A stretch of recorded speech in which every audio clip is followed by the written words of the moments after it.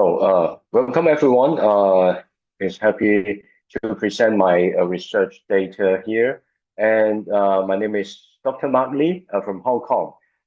The title of my research is actually about a nutritional aspect of autism spectrum disorder, a case study of the folate receptors.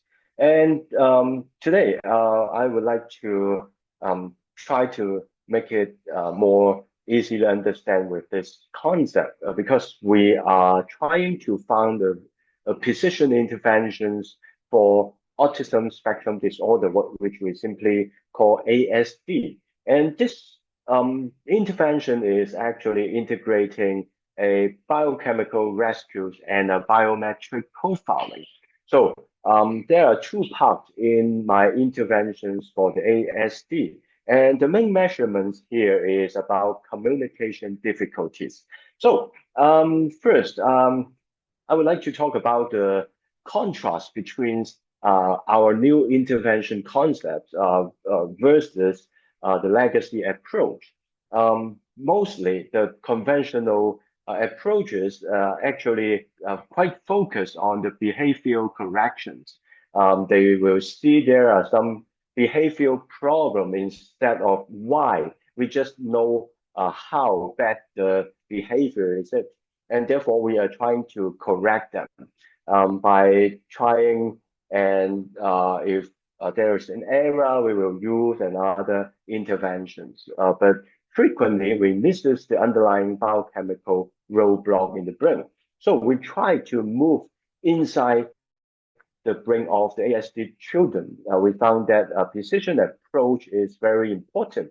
We try to treat the developing brain as a system requiring both fields like nutrition and the tailored software. It's actually an innate neurological structure here.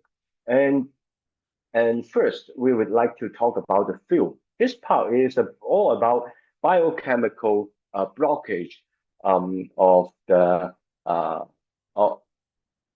an antibody we call FRA, which is the folate receptor antibodies, and also it will cause a cerebral folate deficiency at the end.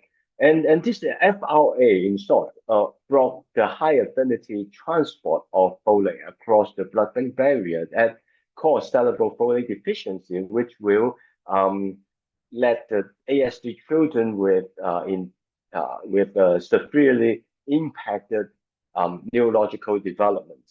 And the standard synthetic folic acid cannot penetrate this blockage.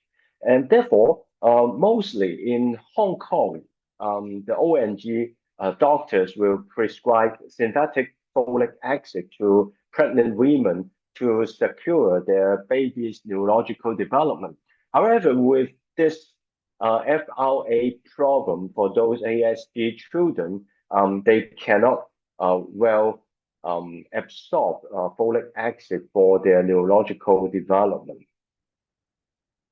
So this is one of the very important changes we are trying to propose, is to modify the acknowledgement, whether the children is being affected by this FRA and causing the cerebral folate deficiency. We have two very important windows to diagnose whether they have FRA or not. The first one is in utero.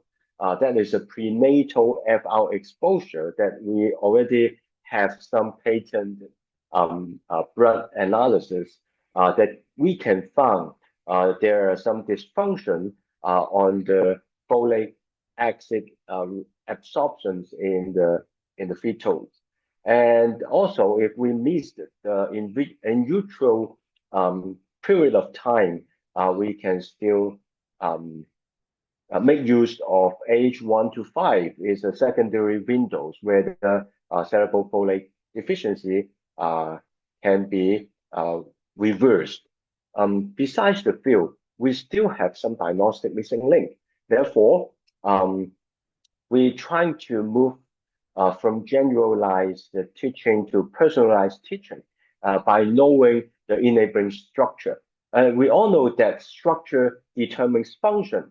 If the brain or ASD is a problem of neural development, so the innate brain structure can tell us which part of the brain regions is affecting their development. So we're trying to use a biometric profiling by scanning their fingerprint to know about their innate brain structure. And this is developed by an American anatomist 100 years ago. That is 1926, exactly 100 years ago. And this 100% non-invasive, and within 10 minutes, we can know which brain regions is more active and which brain region is more inactive. So by targeting the weak or the slower brain regions, we can balance the development of different brain regions. Therefore, the ASD symptoms can be minimized. Okay, different learners, if we can provide their learning, their learning tendencies environment, they will be improved with better motivations and engagement in the learning environment. Okay, that means our treatment to ASD children is an integrated precision protocol. The first one is a nutritional rescue. Besides folic acid, we also take considerations of multivitamins and also omega-3, which is a major structure of our human brain. And also we target the CBT, okay, by using the biometric learning profile so that we know which part of the brain regions we need to target. And this is what we call optimized ASD interventions. And our study design and demographics, we targeted 100 children which already diagnosed by a government recognized institution. They are ASD children with different severity. And all these 100 children are treated under Innate Potential Decode Center, Hong Kong. 91 of them are boys and 9 girls from age range 3 to 11 years old by using CAS-2 QPC to check about their communication difficulties. And we have 4 major intervention points. And after 6 months, we found that by combining nutritional vitamins and DHA and also the tailored CBT, 100% of girls in the study reached no problem status in communication within 6 months. And the massive statistically significant reductions in severity observed across male cohorts at both 3 and 6 month interval. And we see that the age factor is very important, and the critical period is 3 to 4, and also 5 to 7 still very good or significant reductions, improvement we found in the ASD communication difficulties.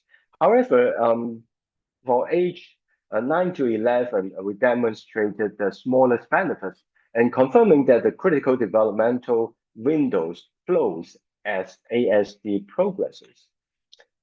And therefore, for the future, we proposed that we need to think prevention instead of intervention, especially for prenatal screening of the FRA.